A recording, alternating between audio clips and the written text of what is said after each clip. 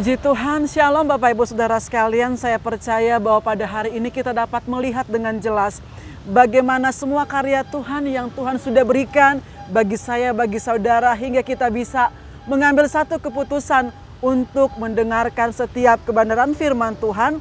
Firman Tuhan pagi ini saya ambil dalam Markus pasalnya yang ke-8, ayatnya yang ke-22, dikatakan bahwa kemudian tibalah Yesus dan murid-muridnya di Betsaida. Di situ orang membawa kepada Yesus seorang buta dan mereka memohon kepadanya supaya ia menjamah dia.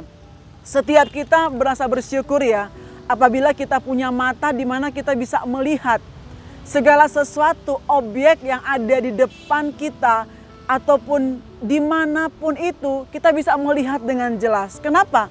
Ketika kita bisa melihat dengan jelas, kita bisa mendeskripsikannya dengan detail, seteliti mungkin. Sehingga akan muncul satu nilai kepercayaan lebih karena kita sudah menyaksikan sendiri.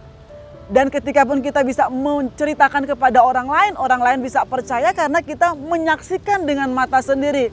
Makanya pernah Ayub mengatakan, bukan dari perkataan orang aku menyaksikan, melihat bagaimana karya Allah, tetapi Ayub sendiri yang melihatnya. Dari firman Tuhan yang sudah kita baca, satu kali ketika Yesus ada dalam perjalanan pelayanannya, sampailah dia di Betsaida. Di mana Yesus pergi akan mengundang banyak perhatian.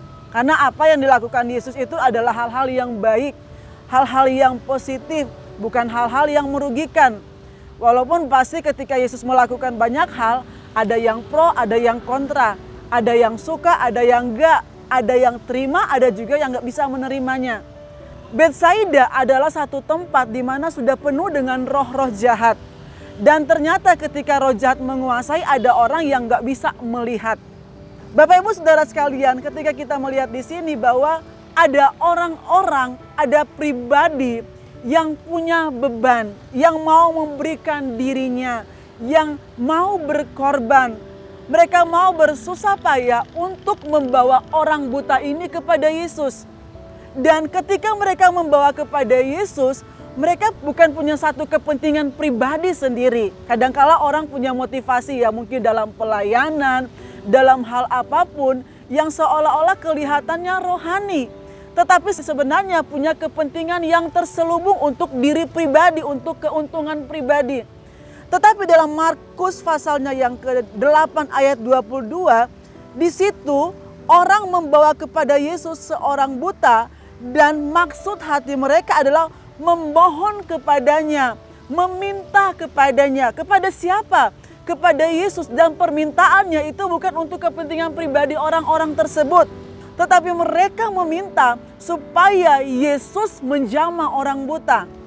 Bapak Ibu Saudara sekalian, mungkin yang kita temukan hari-hari ini bukan orang-orang yang buta secara mata, fisiknya. Tetapi ada orang-orang yang dimana mereka mengalami kebutaan rohani. Orang yang buta rohani mereka tidak bisa melihat kemuliaan Allah. Orang yang buta rohani tidak bisa melihat kasih sayang Allah. Orang yang mengalami kebutaan rohani tidak bisa melihat betapa Allah punya pengampunan, betapa Allah punya satu jalan yang luar biasa untuk menolong kita. Makanya bagaimana firman Tuhan ini juga menjadi satu teladan buat kita. Untuk kita bisa tersedia bagi orang lain. Hidup kita bisa menjadi seperti orang-orang yang ada dalam kitab Markus 8 ayat 22 dan seterusnya. Bagaimana mereka berusaha sedemikian rupa supaya orang yang buta ini bisa kembali melihat. Bisa kembali bisa mendeskripsikan hal-hal yang ada di depannya. Dan kalau kita melihat di sini bahwa ketika Yesus dalam pekerjaannya untuk dia menyembuhkan, ada cara yang mungkin berbeda-beda dengan satu dengan yang lain. Firman Tuhan mengatakan apa yang diperbuat oleh Yesus supaya dia bisa membuat orang yang buta di Betsaida ini bisa melihat kembali. Firman Tuhan mengatakan dalam ayat yang 23, Yesus memegang tangan orang buta itu dan membawa dia keluar kampung. Bukan di tempat itu langsung dia menyembuhkan orang, tetapi dia membawa keluar kampung ke tempat yang mungkin lebih khusus lagi, penanganan yang lebih khusus lagi untuk bisa menyembuhkan orang ini. Dan firman Tuhan mengatakan dalam ayatnya yang ke-23, lalu ia meludahi mata orang itu dan meletakkan tangannya atasnya dan berkata, sudahkah kau lihat sesuatu? Kalau berbicara tentang ludah adalah merupakan bahasa gambaran. Orang katakan begini, ludah yang sudah dibuang tidak akan dijilat kembali. Berbicara tentang perkataan.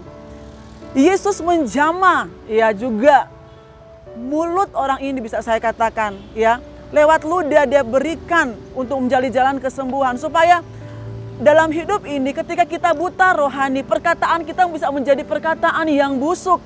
Perkataan kita menjadi perkataan yang hambar, yang sia-sia. Tetapi ketika Yesus menyembuhkan orang yang buta ini, maka perkataan menjadi perkataan yang baik.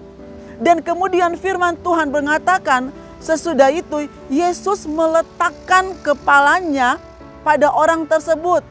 Jadi di dalam kepala kita, di dalam pikiran kita tersebut harus diubah. Supaya apa? Supaya mata rohani kita bisa melihat dengan jelas apa yang harus kita pikirkan, apa yang harus kita lakukan. Saudaraku, marilah kita mau bersyukur, kita mau bersuka cita bahwa ternyata bagaimana ada orang-orang di sekitar kita yang bisa menjadi perpanjangan tangan Tuhan untuk menolong saya dan saudara. Sebab itu kita mau percaya sungguh kepada Dia, kepada satu pribadi yang punya cara bagaimana untuk mencelekkan mata rohani kita. Dan cara Tuhan untuk menolong kita itu berbeda-beda. Pribadi yang satu dengan pribadi yang lain itu berbeda-beda, karena Allah kita itu adalah Allah yang kreatif. Sebab itu mari bersyukurlah kalau kita ada di tengah-tengah orang yang begitu peduli hidup kita. Ketika mata rohani kita terbuka, kita tidak hanya memandang segala sesuatu berkat Tuhan itu lewat materi saja, lewat keuangan saja. Tetapi berkat Tuhan itu ketika juga ada orang-orang yang mau menjadi perpanjangan tangan Tuhan. Sudahkah kita bersedia seperti dalam firman Tuhan ini, membawa orang-orang yang buta untuk datang menerima kasih karunia Yesus? Puji Tuhan, demikian firman Tuhan. Mari bersuka cita, mari kita datang kepada Tuhan. Kita mau berdoa bahwa Tuhan mau mencelikkan mata rohani kita hari lepas hari. Bapa di surga, kami bersyukur bahwa ada kalanya mungkin kami tidak bisa melihat karya Tuhan karena ada selubung yang menutup mata rohani kami. Tetapi pada pagi hari ini terima kasih Tuhan, bahwa lewat firman-Mu menjadi peneguhan iman kami, bahwa Tuhan punya cara untuk menggerakkan siapapun untuk menolong kami, untuk menjadi perpanjangan tangan Tuhan di dalam hidup ini. Engkau sudah datang menebus dosa kami, Engkau sudah datang untuk menyembuhkan setiap kami. Bahkan Yesus, Engkau sudah datang untuk memulihkan hidup kami. Dan hari ini juga kami akan melihat kuasa Tuhan bekerja dalam hidup kami. Kami mau belajar percaya dan berharap sungguh hanya kepada Engkau, Tuhan Yesus, satu-satunya juru selamat dalam hidup kami. Terima kasih Bapa, kami mengucap syukur dalam nama Yesus. Haleluya, amin.